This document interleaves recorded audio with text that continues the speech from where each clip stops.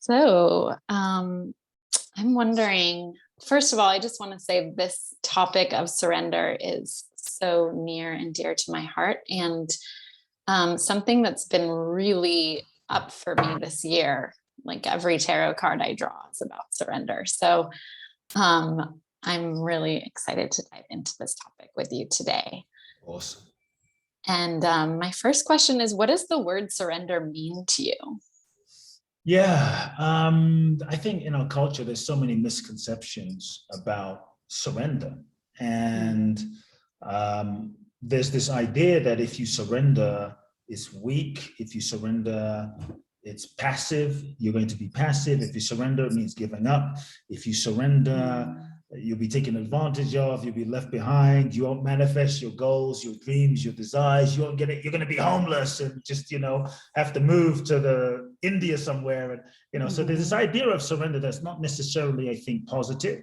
And so I'm reframing it where it's like, if you surrender, what if you actually got more? Like so much more than you could imagine, more love, more joy, more abundance, like more than you could actually conceive with your conscious logic or your mind. And so I think to surrender means letting go, right? Letting go of what's not aligned. Surrender means letting go of trying to control every little thing in your life, most of which we're not really in control of. And I think control is actually an illusion. And if last year has shown us anything, Right. we're not really as in control as we thought we were, and it's just kind of reflecting to us the reality. Surrender, I think, means also when we stop trying to force and manipulate life to fit into our small, limited concept of what we think it should be. It's when we let go of the idea of who we think we should be, the life that we think we should be living, so that we can actually just open to the authentic expression of life that is seeking to happen now. Surrender is not laziness, surrender is not simply passivity. Surrender to me is the courage to be who you really are and not compromise your truth, and to stand for what you know is right. To surrender is to love fully and give everything you've got to love, even despite all the risks. To surrender is, you may not always win the game, win in life, but is to still play with your whole heart. To surrender for me is responsibility and commitment to a purpose that is bigger than yourself, your true soul purpose, your true soul calling. And so I think surrender to me is the key to the great ones. I look at the great ones, whether it's Jesus, Buddha, Gandhi, Mother Teresa, Mandela, the list, MLK, the list goes on. At some point, they all had to surrender themselves to life. They all had to surrender themselves to the deeper impulse of their soul. They all had to surrender themselves to something bigger than themselves, to life itself. And that's when they transcended themselves and tapped into, let's say, an infinite potential of life itself, and life began to move through them and live through them. They tapped into a power beyond their own personal power, and they tapped into true greatness, And so surrender for me means going beyond let's say the old paradigm of the ego-based model of living life, which is all about what do I want? What do I want? This small version, limited concept of I identity. What do I want? And many times, we get what we think we want, or what we thought we wanted, only to realize that it's not really what we wanted. It's just what we thought we wanted based on who we thought we were. And so to surrender is a shift of paradigm. It's a different question we start asking ourselves. We move into a zone of, what is it that life wants to express through me? What is it that the universe wants to manifest through me? What is it that what is the deepest impulse of what life wants to create through me, and to open ourselves to that? To me, that is surrender. That is real surrender. It's surrendering to the deeper flow. It's surrendering to the deeper impulse. When we really, I think, do that, we align ourselves with the flow, and nature begins to support us, because we are working in alignment with nature itself. I love that. I once learned that the root meaning of the word surrender is fall into grace. And it totally, yeah, exactly what you're saying. Like, as we allow this greater impulse, this energy to move through us, then we feel more flow, we feel more ease. And I love how you talked about in the book, how resistance is kind of, the opposite of surrender, and how exactly, like, I think when we have these challenges that come up in our lives, that impulse of resistance is so strong. And so, I'm curious, in those moments when we're feeling resistance to what's happening, whatever challenge it is, like, what's something that you feel like is really powerful to allow you to come back into surrender, or allow one to come back into surrender? Yeah, I mean, just some context, I would say that every human being, whether we are conscious or whether we're not conscious, we are, every human being, from the saint to the sinner, from Mother Teresa to Pablo Escobar, from everyone is in a process of surrender, whether you know it or not. Life itself as a human being is a process of surrender. In fact, I would say that surrender is hardwired into our nervous system and physiology. It's hardwired into our physiology.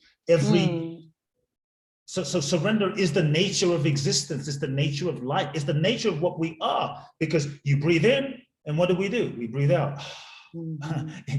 This is life reminding us surrender is just the way of things. You can't just breathe in. And so at some point, the surrender has to happen. That's surrender being hardwired into our physiology, right? And so as we get older as human beings, from a teenager to 20 to kid, toddler, teenager, 20s, 30s, 40s, 50s, 60s, the body starts changing, 70s, 80s, 90s, we get white hair falls, it's life. And so we're being surrendered in a sense. And so it's really about how we participate in the process. We can resist, or we can participate with the surrender, but it's only going in one direction. And so when we realize that, I think it kind of opens a space. And so I think resistance can be natural.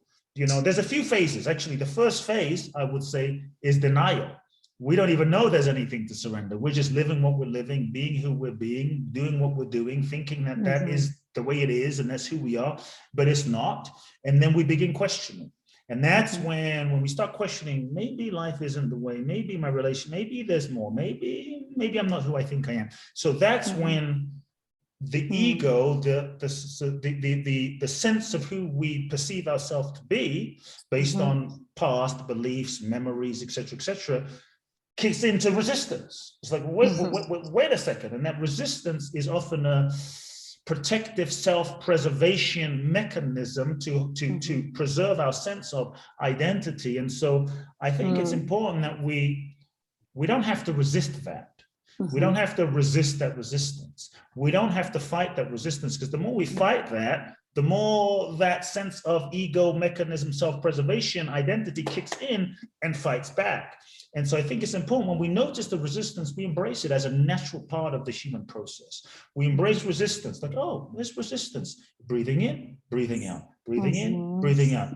Beautiful. And so if we can shift our relationship with resistance and even surrender to resistance as a part of the inhale and the exhale, like it's okay. It's just showing us where there's room for more freedom. It's showing us what we might be holding on to, so that I think we can start to breathe through it, have some space to embrace the resistance as a part of the process.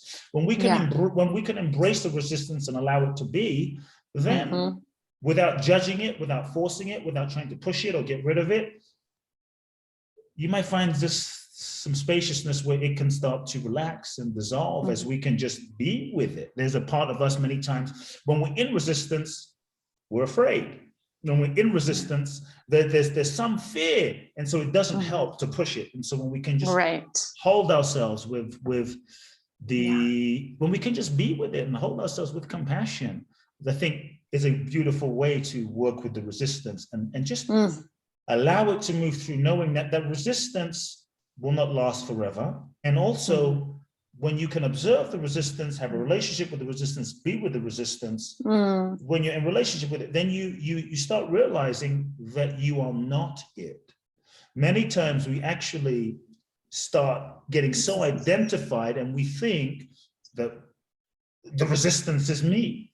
But when we can be with it and hold it and have that spacious relationship, we start realizing, oh, I'm not the resistance. I'm not this thing.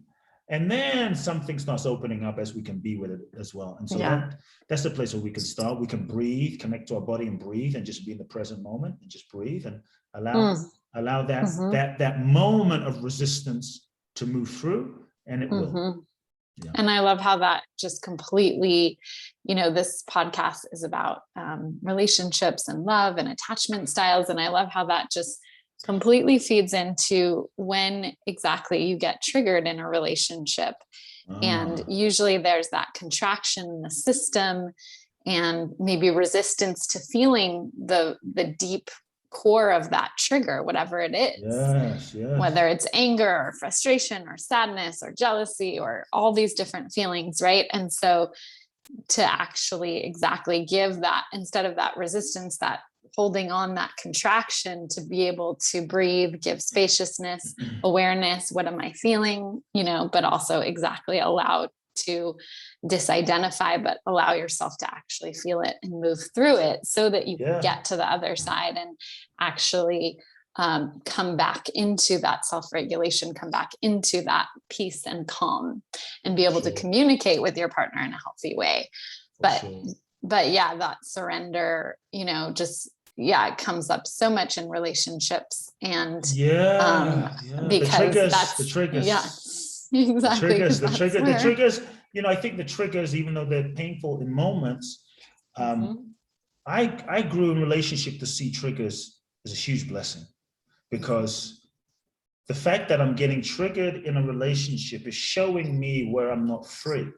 It's showing me where there's room for where I'm not free, where there's something that's unresolved, some wounding, something, or there's a part of me that's needing some attention, some loving, some compassion. And so the trigger is highlighting where the gold is. It's highlighting where the wound is, and as a result of the healing, with the opportunity for healing. And so I think part of working through those triggers is also to shift our relationship and now reframe the trigger, not as like bad, like, oh my God, why am I getting triggered again? As like, wow, there's some gold underneath that thing over there. There's some gold if I clear that out and deal with it. And I think it's also so important. That's why I love what you're doing in terms of the relationship piece. It's so important because many times when we get triggered, we tend to make the other person responsible for the trigger. Like, well, I'm upset because you did X, Y, Z or didn't do. And so now we try to control the other person, which is opposite of surrender. We try to control the other person, like, well, I would feel better if you didn't do X, Y, Z. And so then we try to control them and manipulate them and force them, and it gets toxic and crazy, and then they react back, and now we're going back and forth. Doesn't end well. And so I think the trigger, when the trigger arises, we have to be willing to acknowledge it and be with it. We have to also be willing to take full responsibility for the trigger within ourselves and not make the other person the source or responsible for the trigger. Yes, they may have done something, they may have said something, but the fact that we got triggered is also a sign that there was something inside already to get triggered. And it doesn't condone what they're doing, but it shows there's something inside, because they could have said the same thing to someone else, and the other person would be like, "Oh, okay, no big deal." They wouldn't react, right? And so, and it doesn't make what they did right or wrong or condone, but it shows in the responsibility. We see, like, wait a second, they're not the source of my trigger. That wound was inside of me before they even showed up, and so the real responsibility and freedom is to focus on the trigger, the upset, the wound, that pain that is arising, and look at that, deal with that, heal that, surrender to that, so to speak. Exactly. And surrender doesn't mean, in that case, wallowing in it or being a victim to it, but it means just surrendering to, this is here, this is in me, let me acknowledge it, and let me responsibly deal with it and process through this and move through it. You know, in terms of the resistance, one other thing is, I think what can be helpful when those feelings come up is, I have found, is to take the label off of the feeling, of the trigger, like anger, fear, you know, whatever. Take the label, because many times the emotion, attached to the emotion, is so much interpretation and judgment that is preconceived, that if we're able just to say, okay, I'm not going to label this resistance, I'm not going to label this feeling, I'm just going to experience the sensation without story or label. I'm just going to experience the sensation of this, let's say, resistance, maybe in my body, right? I'm just going to be with this sensation in my body and just fully be with that, without thinking, without story, without processing. Then we're able to purely, innocently, really be and experience the sensation of the energy of the resistance. And I think when we're really with that energy, a feeling, trigger, resistance, truly with it, experiencing it, every sensation has a cycle, every feeling has a cycle. That I found that when we're really with it, it dissolves. Many times when we're thinking about it or resisting it, then we're not really with it. It tends to not complete itself. And so just really being with it fully, I have found, and experiencing, can allow that resistance even to move through, or that emotion to move through, and kind of peel that layer away. I love that. So powerful. And if you look at children and animals, it's like they do that so much more naturally because their minds are not as engaged in that way. And so it's such a beautiful teaching around that, because it's not easy as adults with all of our stories and our ideas and our thoughts. Our minds can really get in the way of that process. So I love the way that you explain that so beautifully. I'm curious, what inspired you to write a book about surrender?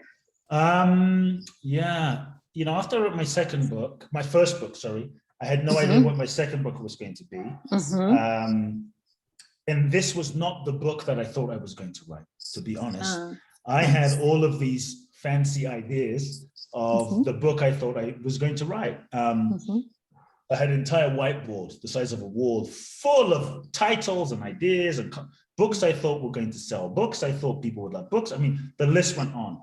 And then one day I was really, you know, when you're trying to force something to fit into something, and it's almost could be it just great ideas, but I didn't feel that flow. I didn't feel that alignment. I didn't feel that sense of the energy, body, the energy. This is where the energy is moving. I was trying to make it like, it could be. It wasn't. And then I just kind of gave up, and I stood there, looked at the wall, and of everything I wrote, the word surrender just popped out. And I felt the soul of the book it just landed. And it was so, I was surprised because I was resistant. I'm like, well, surrender. But it was so obvious that somehow I missed it. And then, so I surrendered to the book that was seeking to be written, rather than the book I thought I should be writing. Right. And the seed of the book, I would say, was planted in 2016. I didn't notice it then, but in 2016, end of the year, my mother was diagnosed with stomach cancer. And it was very challenging. And so I was in Los Angeles. She was in LA. I started to fly back and forth literally every 4 weeks to be with her for 4 or 5 days during her chemo, just to sit with her and be with her. And I had every intention to heal her. I had every intention to alternative therapies, green juice, supplements, get her well. And a few weeks into the process, I started to realize that nothing I did, no prayers, no meditation, nothing I did was going to help. She was going to die. I began to see. I could tell it was really challenging. So I began to make peace and surrender. And that really changed my entire way of relating to her, because rather than resisting, I mean, I was always open to a miracle, but rather than resisting, the preciousness of every moment I had with her became real. Like every moment could be the last moment. Every conversation could be the last conversation. This could be the last time I see her make a cup of tea. And it became so precious. And 6 months into it, the doctors officially said, look, there's nothing else we can do for you. You know, in a nice way, they tell you you're going to die. And so get your affairs in order. And it just broke my heart, honestly. And it was another layer of surrender. And I looked at my mother and I said, are you afraid? And she said, I'm not afraid, because I know I'm not just this body. I'm an infinite being, and I'll always be with you. And I said, is there anything that I can do for you in your final days? Like, what can I do? What do you need? What do you want to make your life easier? And she looked at me and she said, there's nothing I need or want. All that I want is what God wants for my life. And it was such a simple statement. I realized that she was completely surrendered. I mean, this whole year, she was at peace, didn't cry, didn't feel like a victim, didn't feel and she wasn't faking it. I mean, she was totally at peace. I was with her, and I saw that the key was in her surrender. This was she wasn't attached to living. She wasn't attached to dying. She was open to the highest good for her soul's journey and evolution. And that's what she was surrendered to. And so that planted the seed that I think really inspired me to write the book, to surrender to the book when it came through. And that began the journey. And every step of the way was a journey from the book title, which I thought should be something else, to the book cover, which I thought should be something else. It just goes to show that sometimes what we think isn't, and what we think isn't might be. And so we don't know. And so I think surrender too is not getting so locked into what we think something is or what we think something means, because we're constantly assigning meaning to a relationship, a situation. This is what it is. This is what it is. This is what it is. Maybe we're right sometimes, but in so many ways, when we lock down onto what we think or what we're sure something is, we end up limiting life in so many ways. And so I think one of the keys of surrender is to live in the space of not knowing, of the unknown, and the full availability of, it doesn't mean you don't take action, but the full availability of like, I don't know, there's something that knows, but I don't know. So I tell people, don't be so sure to make up a meaning about what something is. Be open, be curious. And so people might, I just want to be clarified, because I don't want people to think, does that mean I just stay at home, sit on the couch, don't do anything? Because I don't know. No, it means you feel the deepest truth of your heart. You feel that, what is my deepest truth? Not what my mind tells me, what the deepest impulse. And then you align your actions with that, and you go in that direction. And then you give 100% in that direction. So you go in that direction without attachment to the outcome, because sometimes sometimes the goal is just the necessary puzzle piece that we need to journey on so that we can grow and evolve, learn the lessons, and become who we need to be.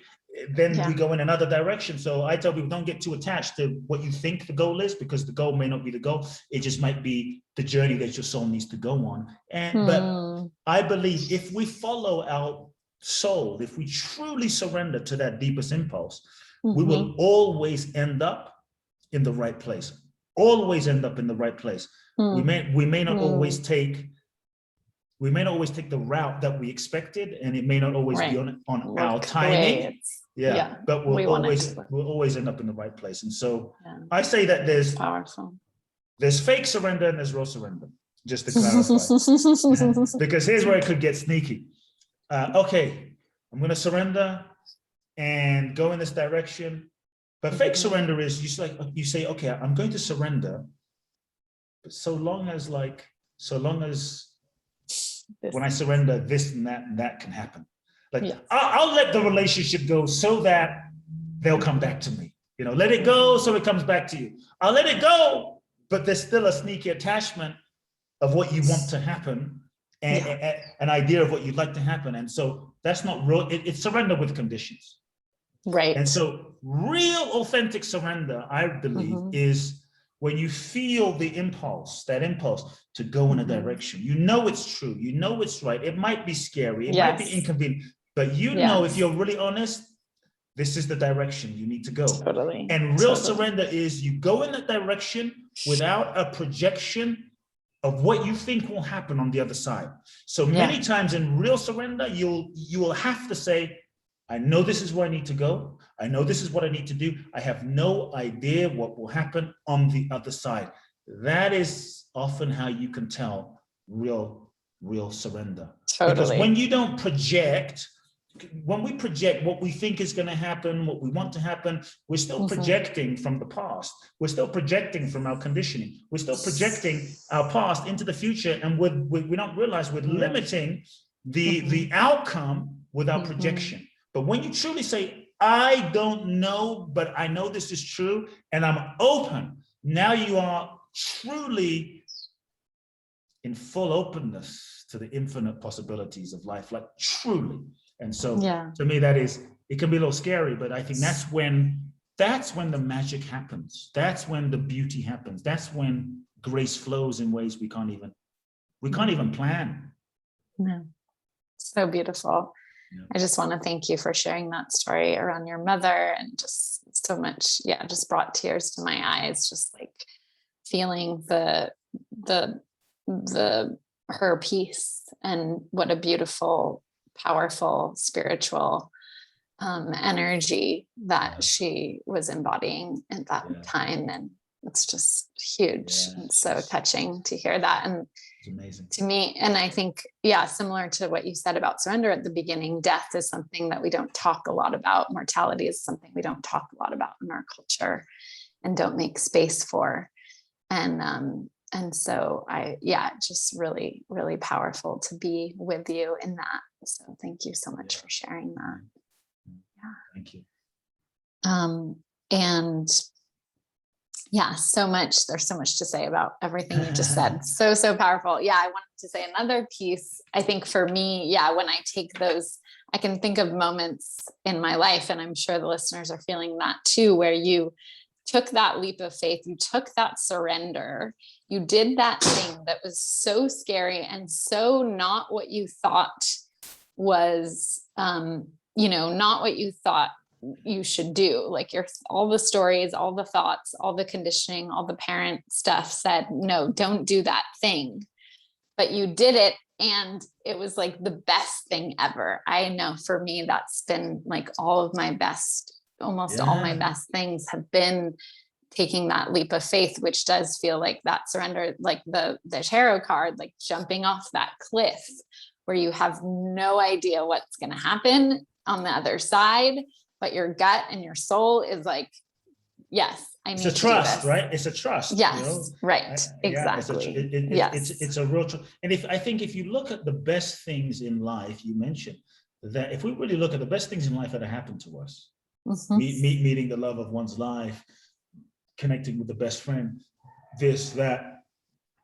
Yeah. Almost 100% of the time, if not, I'd say all the time, it was unplanned. It was unplanned. You didn't say, okay, on at 5 p.m. On Tuesday, I'm going to go to Starbucks, and my soulmate's going to be sitting right there in the chair. It happens in the process of living life. And if we really reflect on the things in our lives that didn't work out, that we really wanted to happen, that we really wished for, that we were so saddened that didn't work out. I think and sometimes we're so attached to. We were so attached to, but I think things sometimes not working out is really grace of the universe. But from the perspective of the ego, we're often not able to see it in the moment. We're not able to see the orchestration of what is working out in the moment. So from that perspective, we judge it as bad, as a failure. And so I think if we look at the things that didn't work out, and how many of the things that didn't go according to plan or work out turned out amazing, turned out Yes. better than we thought, turned out in unexpected ways. Or if you track back in your life right now to something amazing now that wouldn't have happened if things had gone according to plan. Exactly. Like you wouldn't have met your soulmate. You wouldn't have had the kid. You wouldn't have gone on that amazing trip, right? And so totally. I think we just have to stay. I think when things don't work out, here's one of the things I would say. Key for surrender. Be curious. Stay in curiosity. Rather than saying, this is a failure, this is actually go into a space of curiosity and asking, what more amazing thing could be happening right now? How is the universe working itself out on my behalf in ways that I can't imagine? Exactly. And stay open, stay open. Life, I believe that life will reveal itself to us. And part of surrender is a shift in the willingness to allow ourselves to be guided and led by life, to allow life to lead us. So now we're following life rather than us pushing life in a direction. I think that's a shift. You know, the mind has a constant need to know and understand what everything means. What does everything mean? And that's just another form of control, rather than saying, you know what, I don't know, but something knows, and I'm gonna let life lead me. You know, I think that's the new way to let life lead us. Yeah. Okay, so I know I've struggled with this, and I know so many of my clients do as well. Say you're trying to manifest a relationship, and you really, you want to call in your partner, you want to call in your soulmate, you have this deep like longing. I think for women, I just want to positively reinforce that longing, our deepest longings are so beautiful. There's nothing wrong with longing. There's nothing wrong with desire. I am a very desirous person, and I love my desires. And exactly, sometimes when you're on that path and it's not here yet, and you might have a lot of attachment, and you know, if you look at exactly most of the manifestation teaching, surrender is one of the steps. And so when you're saying this thing in the manifestation teaching, it's one of the steps, kind of, sort of, not really, because it's often pushed to the side and missed. Yes, you know? exactly. And so exactly. And so I know, so I'm wondering, for this particular goal, desire, exactly outcome that, again, we know is so important and so beautiful and so satisfying to have a healthy, loving relationship. And that's, you know, one of my favorite things that I get to do is help people really have that in their lives. For this particular desire, what do you find, what is a, you know, a practice or a, like, especially something I'm wondering, like, is there anything on the daily that you would tell someone to practice around this? Because the desire on a daily basis can be so strong, the comparing can be so strong, all that stuff. I'm going to say something that might sound a little counterintuitive for a moment, or strange. Great. But I would say, if you like, you really want a relationship, right? Yeah. It's not someone that's like, I'm open. It's like, no, I really want it. And you say you want it, and you tell your friend, but it's still not here, but you really want it. Yeah. Obviously, number one, you have to trust the divine timing. Everyone has a different, spiritually, everyone has a different soul journey, and everyone has a different evolutionary process. And if life is really about the evolutionary process of our souls, we often judge based on goals, like success, failure, achievement. But if life is really about the evolution of our souls, it's less, it's not to minimize the desire, because I'm going to go back to it, but it's less important what happens and what doesn't happen, what happens and what doesn't happen. What's more important is the evolutionary process that we are in the journey of life, whether we're in a relationship or whether not, you're not in a relationship, because you can be in a relationship, a loving relationship, not growing and evolving at all. I know lots of people that are in loving relationships and they're stagnant and they're stuck and their souls aren't growing and evolving. And to me, you may be missing the point of the whole purpose of evolution. And so I think if we can cut ourselves some slack and some space and realize we're here to evolve. and everyone's soul has a different path and a different journey. And if we really get that, then we can give up comparison, or why is that person in a relationship, I'm not. Everyone's soul needs something different. Everyone's soul is here to learn something different. Everyone's soul needs a different curriculum. And so part of that person's curriculum might require certain relationships, and part of your curriculum might require something else. It doesn't mean you can't have one. And so, but just recontextualizing it a little bit as well, to allow for some grace and some spaciousness in like, you're not doing anything wrong, nothing's wrong. It's just, this is just part of your soul journey. And so the other thing too is I would invite people to really do the work, to continue doing the work, to let me ask the question I was going to ask. If someone says, I really want a relationship, but you don't have one, but you swear you want one, I would invite people to ask, what is it in me that actually doesn't want a relationship? But I want to, what in me actually, is there any part of me? Just play a game with yourself, or just being really honest. The question would almost be, why is it that I don't want a relationship? In the sneaky, quiet secret of, why do I really not want a relationship? But I want a relationship logically, but is anything deep down that doesn't?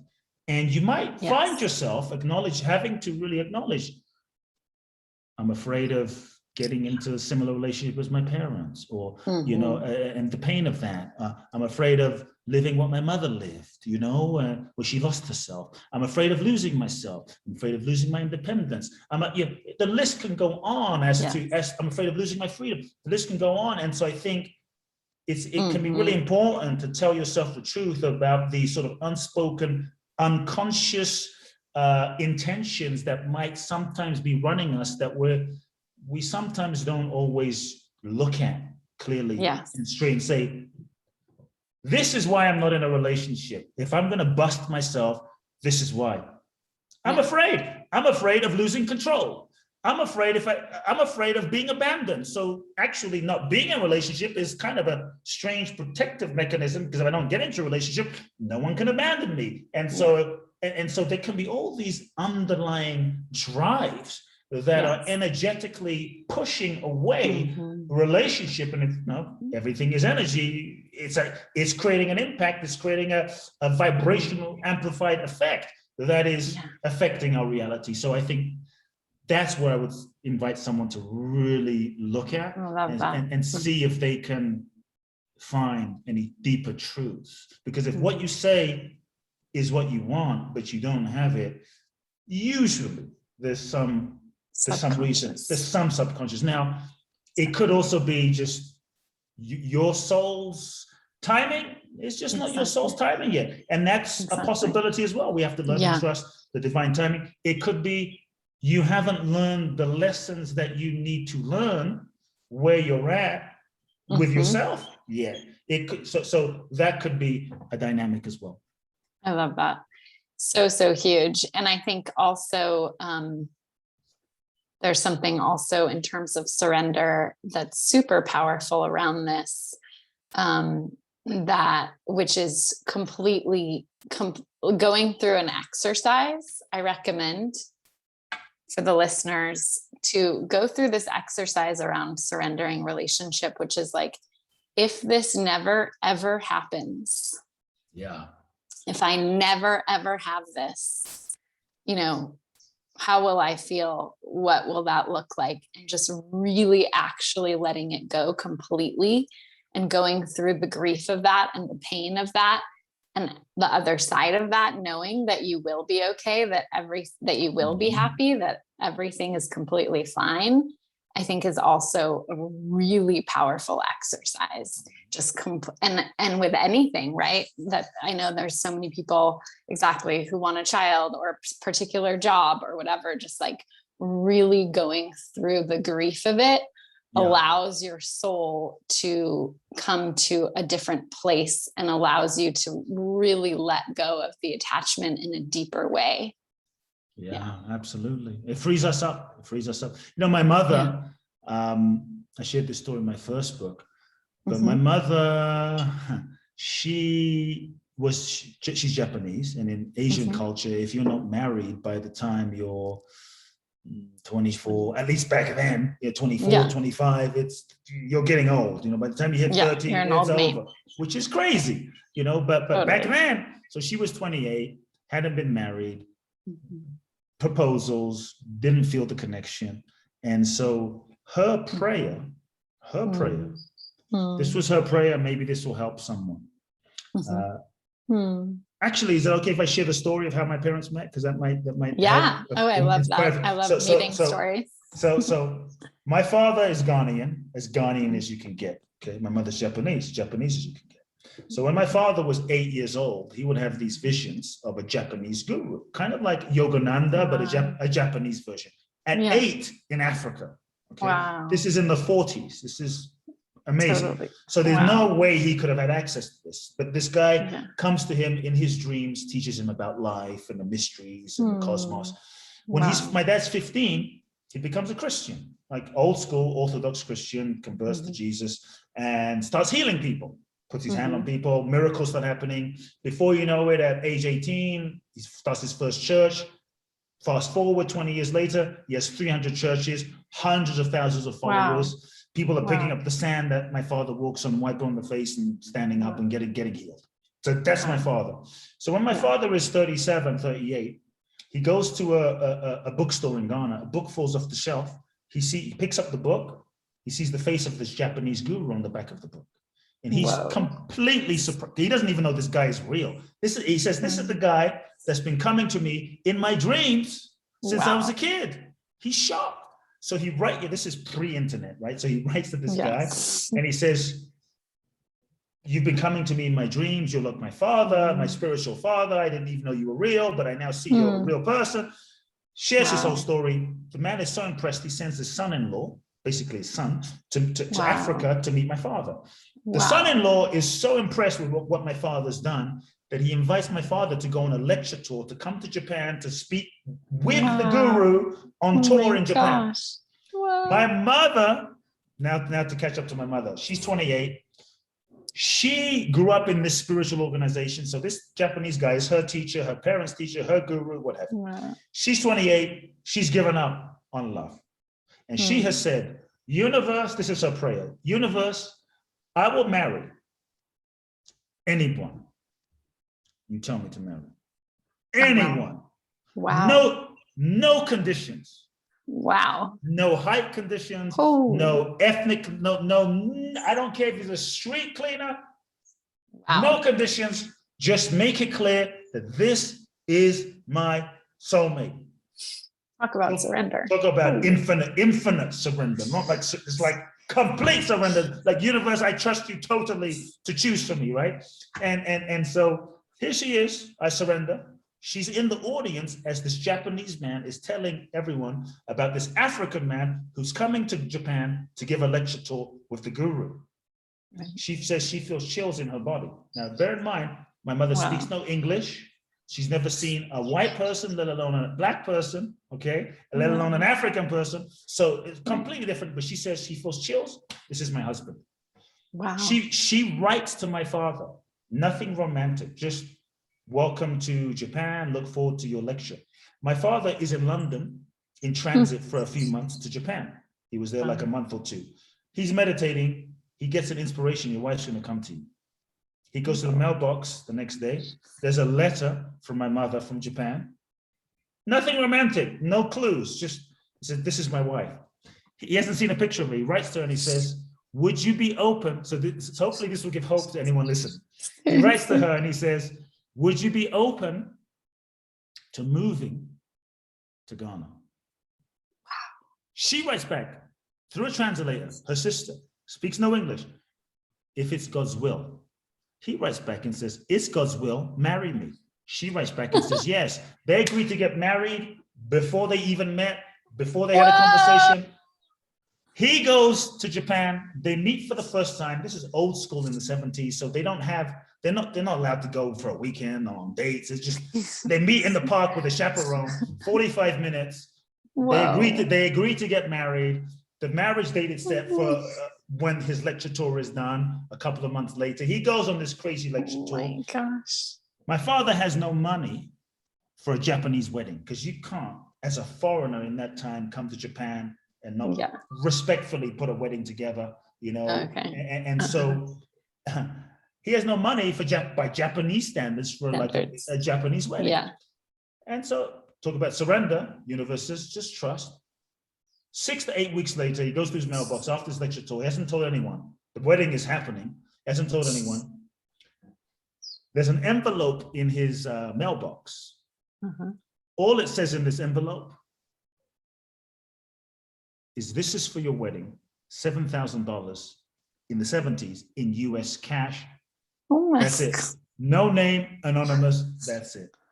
And they get married, and I was born a year later, and the story continued. So that's surrender. That is amazing. For anyone who's like feels like giving up, I invite you to take a leaf out of my mother's book and just surrender completely to the universe, because I really believe that in many ways, here we are praying, meditating, doing mantras, doing manifestation techniques, visualizations. Even in our prayers, here we are as human beings. I kind of joke about it. Like, here we are telling God what to do when God is the one, whatever we believe, is the one that created all of existence. But we're like, no, my life's going to look this way. I imagine metaphorically, God's looking at us like, you guys are crazy telling me what to do when I'm functioning all of existence. And so I think what happens, for me, my prayer more and more has been less about this or that. Has been more about, okay, universe, I ask for the highest good. I think this is a key manifestation. I ask for the highest good to be made manifest in this situation. I ask for the highest good to be made manifest in this relationship. Because when you are in alignment with the highest good, you open yourself to an infinite dimension of possibilities. Not like, it's got to be universe, give me this or that. Like, I would like this, but I open to the highest good. Then you're truly open to grace unfolding. I love that. I love that. I asked for the highest good to be manifest. Exactly. It just feels so open and spacious and powerful. Expansive. And I just, again, that story, wow. I just want to say, like, I just feel that story in my heart. And there's so many stories of people meeting their partner before they've actually met in person, in their dreams, in their visions, prayers. And again, another story where it's like, in meditation. Amazing. And so it's just, like tapping in. When we really listen, when we really get quiet, when we really tap in, we can know so much as well. So thank you so much for sharing that. And exactly, hopefully it'll bring some hope and some opening for people who are listening. I'm wondering, God, there's so many fun questions. I love this topic so much. I'm wondering for you, if you can share a personal story for you that was a big moment of surrender that was really life-changing for you. Wow, I've had so many. I mean, even in the last year and a half, I've left Los Angeles, where I was for 20 years. That was pretty heart-wrenching. Let go of my house, let go of my apartment, let go of a relationship, sold my house in Phoenix, moved to Miami. I mean, just so many surrenders that were huge.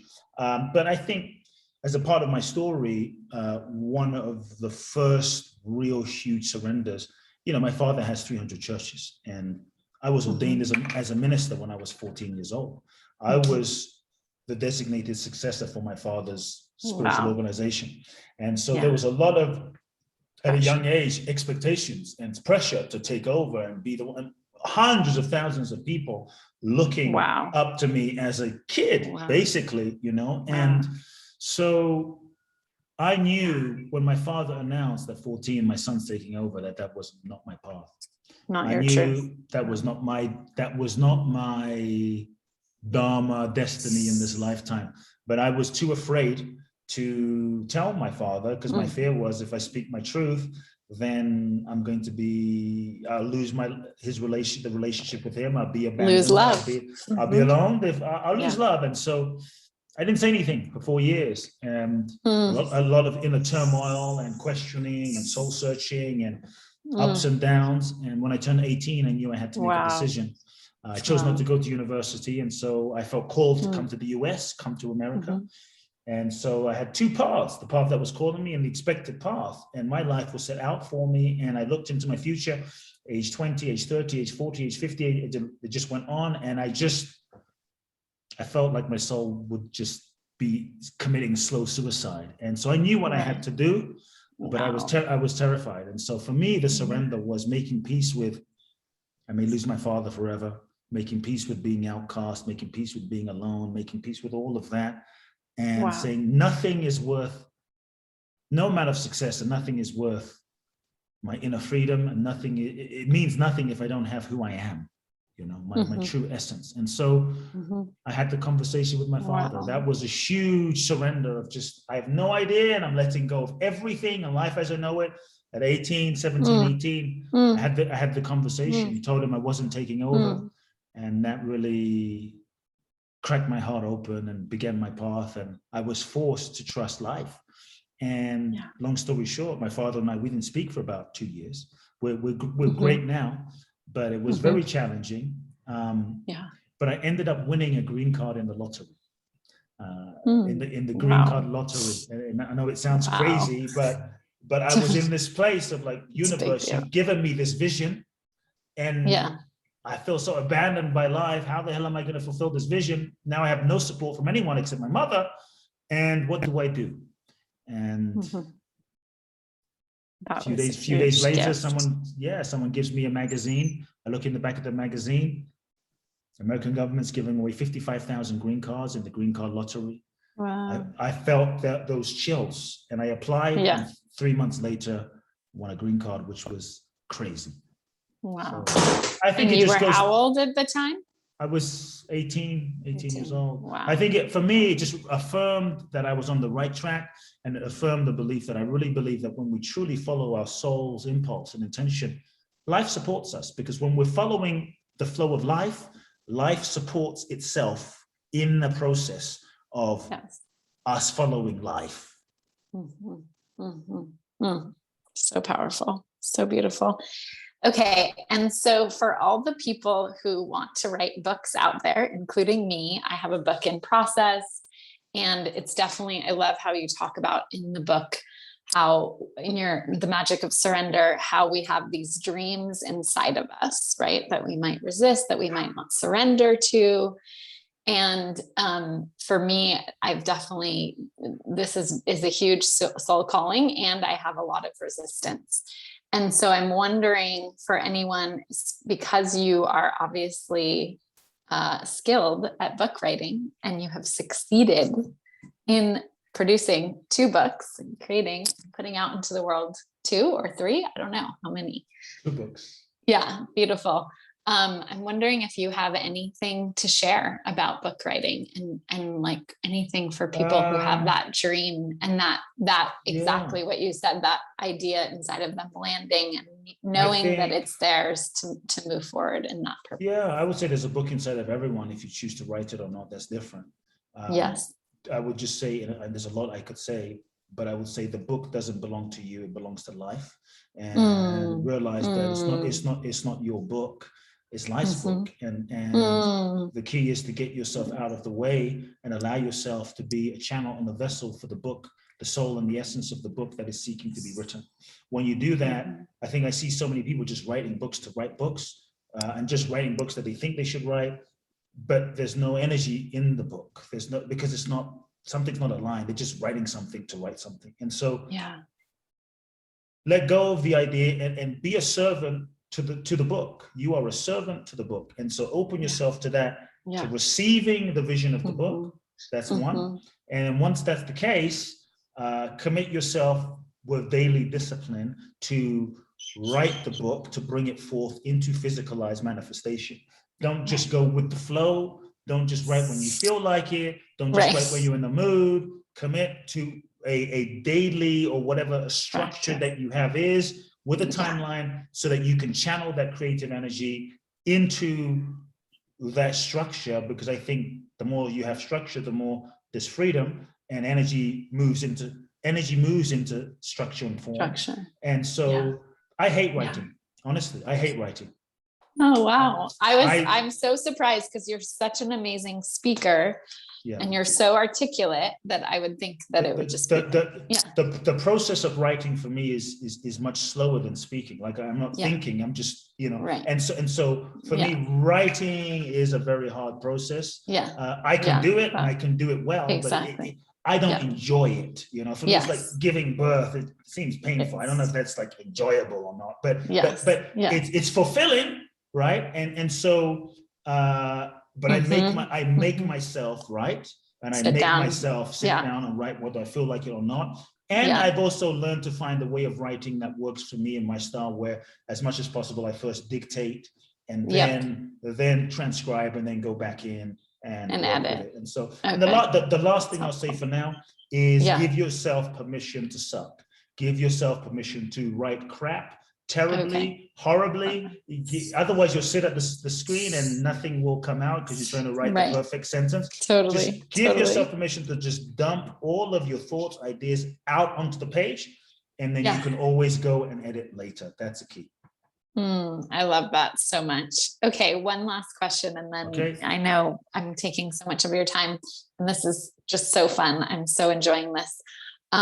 I love that you talk about the power of the truth and the power of the lies that we may be telling ourselves, or the lies that we may be in, or the relationship lies that we may be a part of and not listening to our deep truth and that small quiet voice, etc.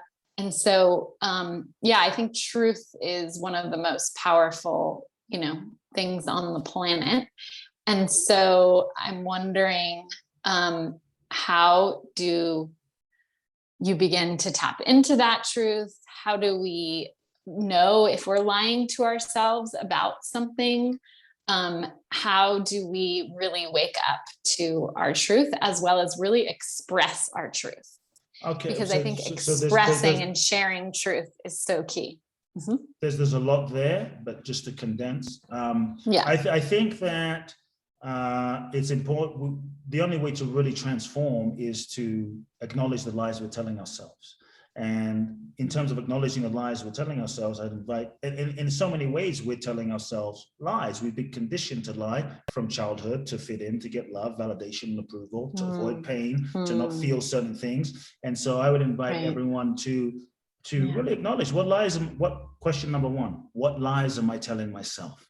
And really be honest about that. We stay in relationships that aren't aligned. We work jobs that we hate. We do, we do things to betray ourselves. And so what lies am I telling myself? Number two, what am I pretending to not know? And really sit with what am I pretending to not know? Because in many ways we play a game of confusion of pretending, but deep down we know. And so that's important to really sit with. The third thing is, I'm just going to pause you for 1 second. I'm just going to pause you for that one. What am I pretending to not know? Because I work with so many women.